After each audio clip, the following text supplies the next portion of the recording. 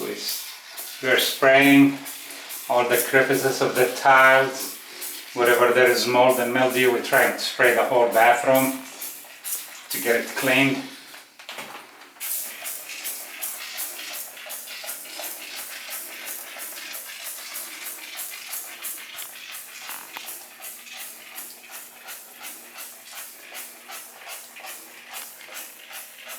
And now we'll just have to wait. You just spray it and you don't have to worry about nothing else. Let the solution work by itself and just leave it for overnight or within an hour or two, whatever. I mean, it doesn't matter, as long when you come back it should be clean. And that's all you have to do. And we'll stop the recording right now, and then we'll show you when we come back how was the difference, if it's cleaned or not.